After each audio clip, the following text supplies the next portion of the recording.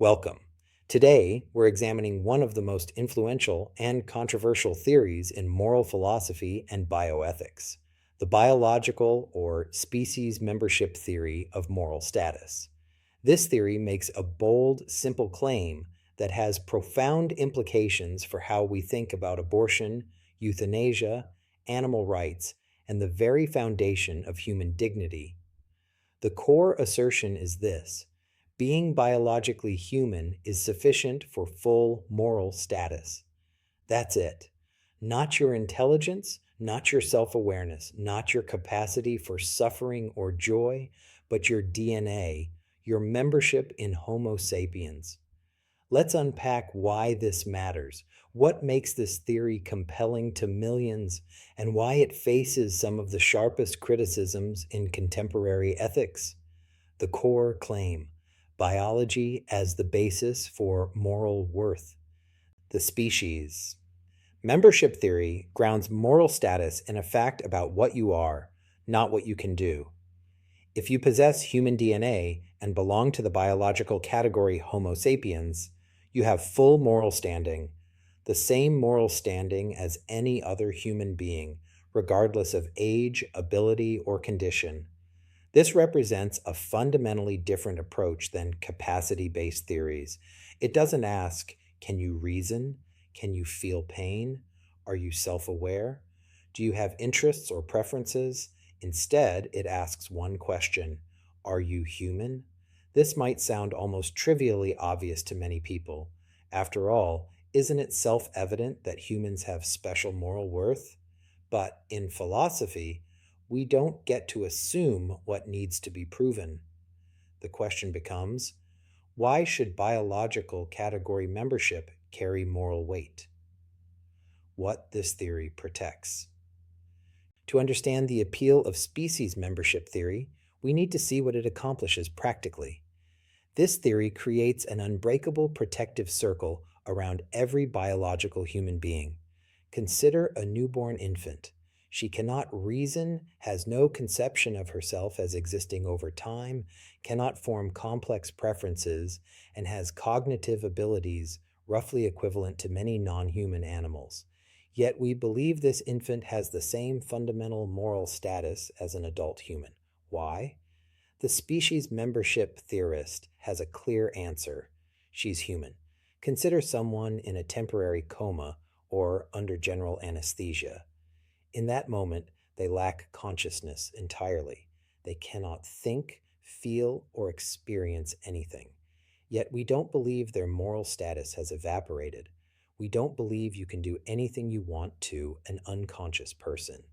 The species membership theorist explains this easily. They remain human throughout. Consider individuals with severe cognitive disabilities, those who will never develop abstract reasoning, self-awareness, or future-oriented planning.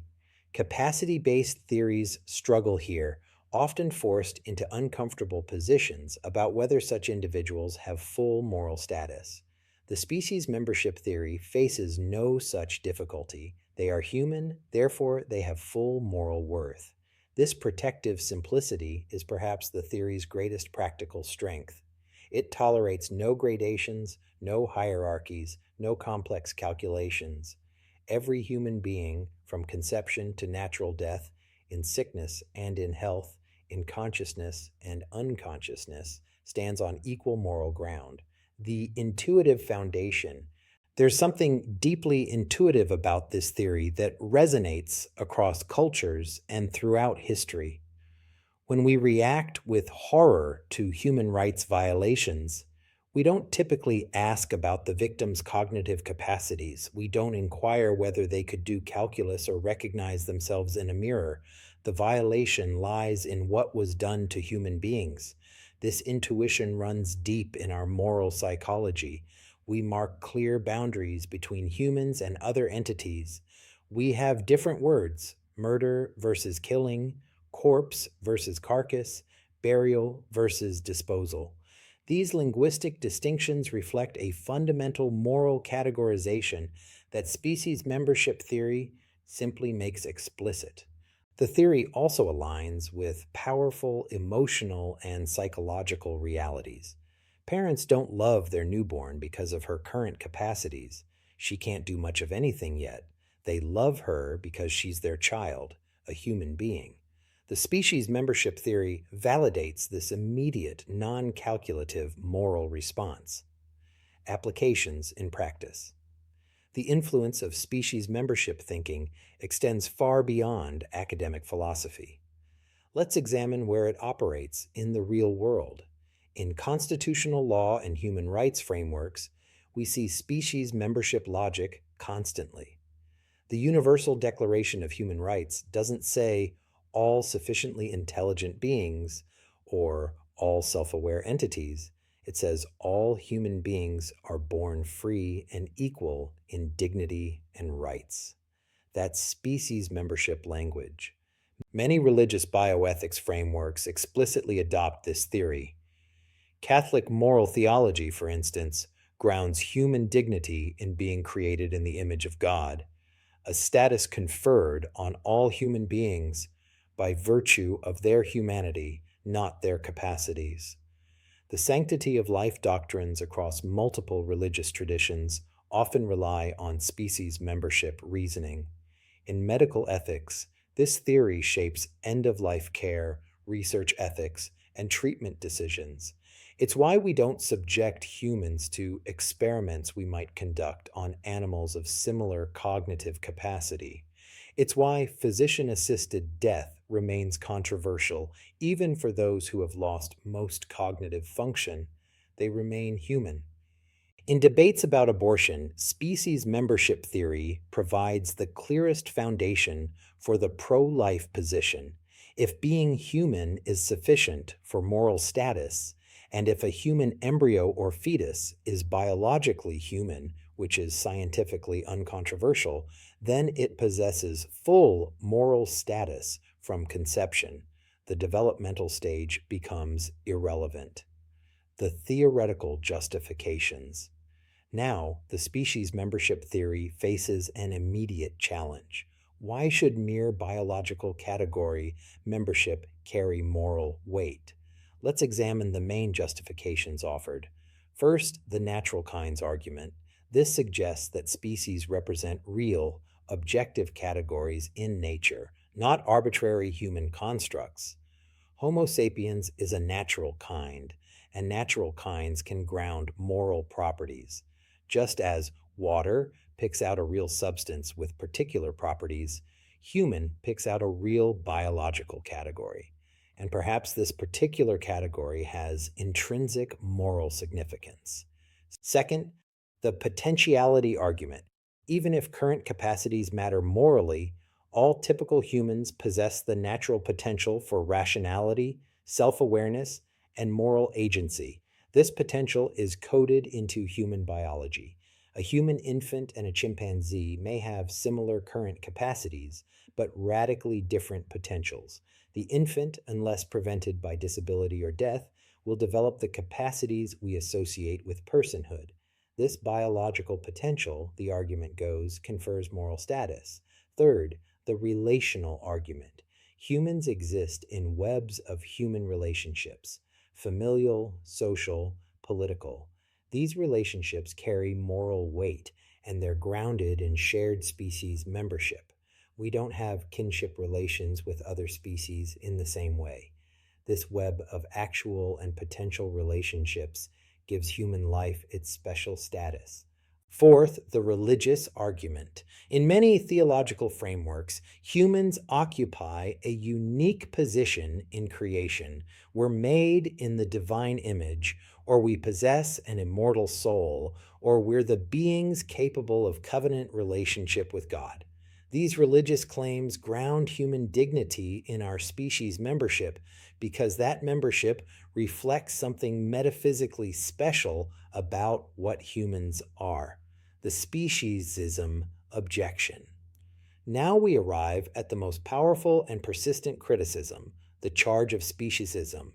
This term, coined by psychologist Richard Ryder and popularized by philosopher Peter Singer, suggests that species membership theory commits a moral error analogous to racism or sexism. The argument runs like this: racists believe that race alone is sufficient to confer superior moral status. Sexists believe sex alone is sufficient. Both are clearly wrong because these biological categories are morally arbitrary. They don't correlate with anything that genuinely matters morally. The speciesism objection claims that species is equally arbitrary. Consider this thought experiment. Imagine we encounter an alien species with intelligence equal or superior to humans, capable of suffering, self-awareness, moral reasoning, art, and science. Would we be justified in exploiting them, experimenting on them, or eating them simply because they're not Homo sapiens? Most people's moral intuitions say no, but if we grant these aliens moral status based on their capacities, consistency seems to demand we grant similar status to cognitively sophisticated earth animals like great apes, elephants, dolphins, or crows. The critic argues, what is it about the specific arrangement of human DNA that carries moral weight? DNA is just molecular machinery. Why should this particular molecular arrangement be morally significant when another arrangement producing similar or superior capacities is not? Peter Singer frames this sharply. If an alien scientist came to Earth and could choose between experimenting on a human infant with severe permanent cognitive disability or an adult chimpanzee and chose the chimpanzee, we would consider this moral. But the only difference is species membership. If that's our reasoning, aren't we just favoring our own kind? The what makes biology matter challenge, related to speciesism, is a deeper philosophical challenge. Even if we accept that species membership might be morally relevant, why is it sufficient? What is the moral-making feature that biology supposedly carries? This is where species membership theory faces its most difficult theoretical burden. Capacity-based theories can point to suffering, self-awareness, or rationality, and explain why these seem morally relevant. They connect to interests, to the value of experience, to dignity. But what makes DNA sequences morally relevant? One response attempts to argue that human biology is special because it's the biological basis for the capacities we value, but this seems to collapse back into a capacity-based view. If what really matters is rationality or self-awareness, then biology only matters as an indicator of these capacities, not as an independent moral foundation. Another response embraces moral primitivism, being human just as a fundamental moral fact, not reducible to anything else. Just as pain is bad might be a moral bedrock we can't further explain, humans have moral status is a foundational moral truth. But critics find this unsatisfying. It seems to avoid rather than answer the question. The marginal cases problem. Here's where the theoretical debate becomes concrete and uncomfortable. The marginal cases argument points to humans at the edges of cognitive capacity and asks the species membership theorist to explain their moral status without appealing to capacities. Consider anencephalic infants born without most of the brain, incapable of consciousness, who will never think or feel anything. They are biologically human, but they will never possess the capacities we typically associate with personhood. The species membership theorist must say they have full moral status. But why? Consider humans in permanent vegetative states with no possibility of recovery. The person who existed is, in an important sense, gone. What remains is a living human organism, but one without consciousness, without any inner life at all. Yet species membership theory grants this organism full moral status equal to you or me. Now consider a great ape, capable of tool use, self-recognition, complex social relationships, problem solving, even basic symbolic communication. On any measure of cognitive capacity, this ape vastly exceeds the anencephalic infant or the permanently vegetative human. Yet we grant the human full moral protection. while permitting the ape to be confined, used in research, or killed. The critic asks, what justifies this radical difference in treatment if not capacity? And if the answer is species membership, we're back to the question of why that matters. The response from human dignity. Defenders of species membership theory often anchor their response in the concept of human dignity. This isn't just about capacities or potential, it's about intrinsic worth that belongs to human beings as such. The dignity argument suggests that humans possess a kind of worth that doesn't come from what we can do, but from what we are. This dignity is inviolable and equal. It can't be lost through injury, disease, or diminished capacity. It can't be gained through exceptional achievement. You have it because you're human, full stop. This concept has deep roots in Kantian philosophy, where rational nature commands respect. But species membership theorists extend this. All humans share in this dignity because all humans belong to a rational nature, even if particular individuals can't currently or ever will exercise rationality. Immanuel Kant himself actually held a capacity-based view of moral status, limiting full moral standing to rational agents. But modern dignity theorists argue that Kant was inconsistent. If rationality as a type or kind of nature commands respect, then all members of that kind deserve respect, not just those currently capable of exercising it. Religious and metaphysical foundations. For many species membership theorists, particularly in religious contexts, the biological category picks out something metaphysically special. In Christian theology, for instance, humans are made in the image of God, Imago Dei. This isn't about having certain capacities. It's about what humans essentially are.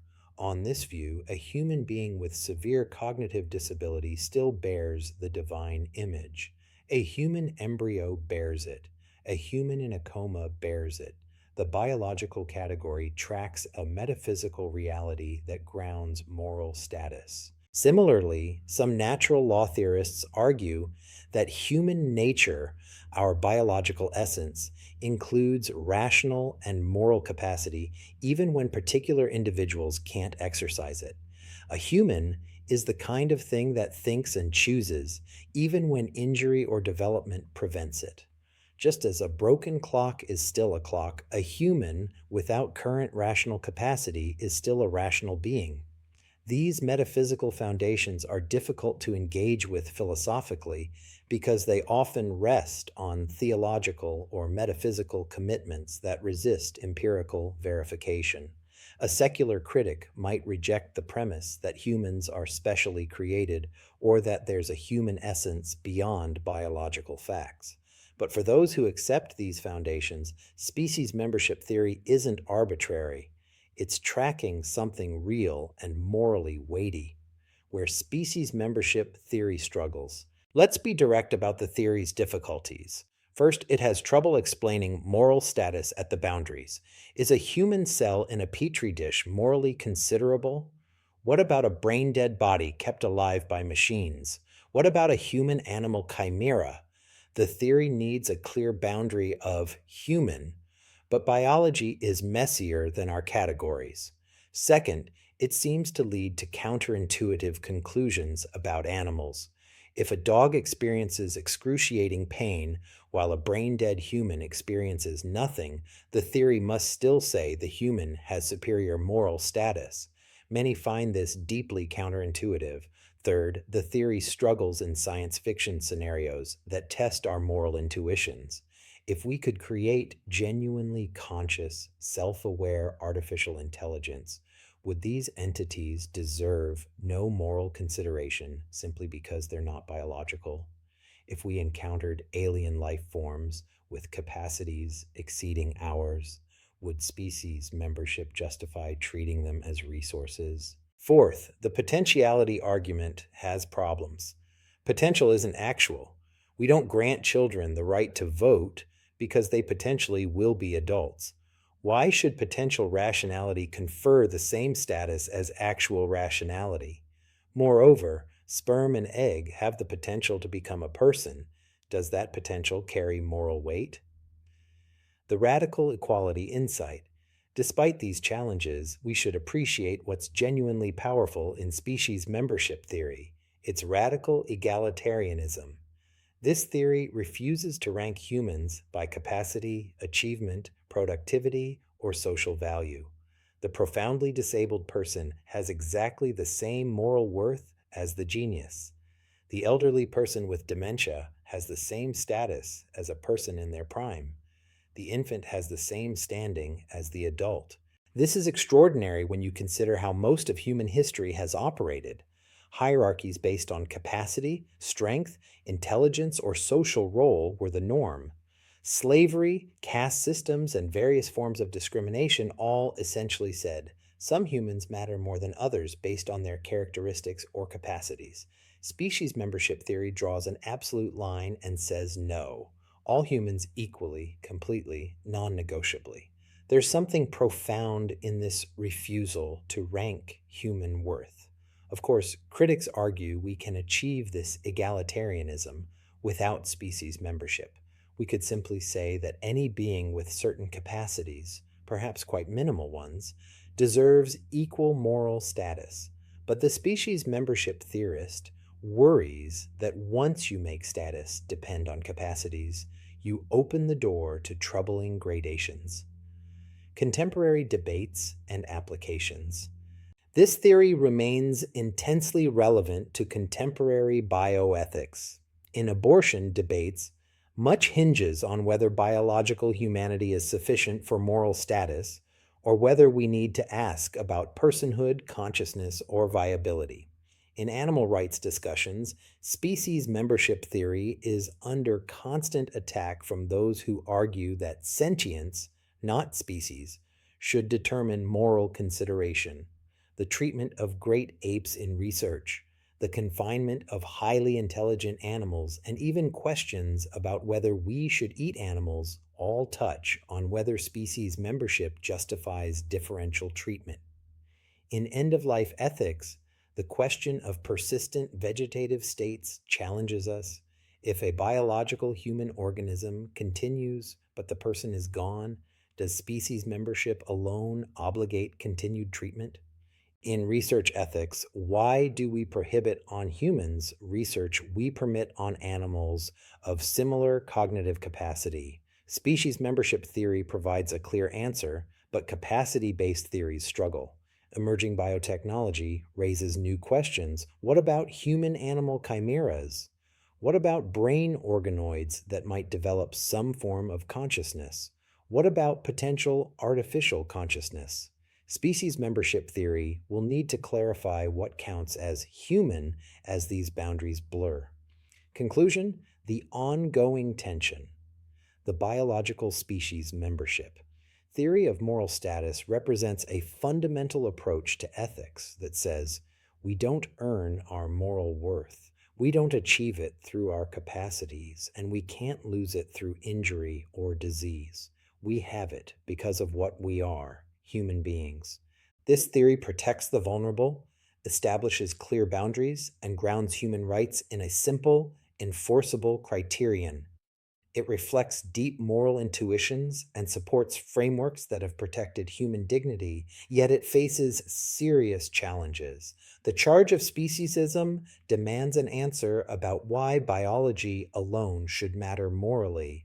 The marginal cases problem presses on our intuitions about beings with vastly different capacities, and the difficulty of explaining what makes species membership morally relevant remains. Perhaps what this theory ultimately reveals is a tension at the heart of ethics, between our abstract principles about what should matter morally and our deep commitments to protecting all human beings equally, between the theoretical demand for justification and the practical need for clear, protective rules, between our philosophical arguments and our moral intuitions. The debate between species membership theory and its critics isn't likely to be resolved definitively, but engaging with it forces us to think carefully about the foundations of moral status, the basis of human rights, and what we owe to various beings in our moral universe.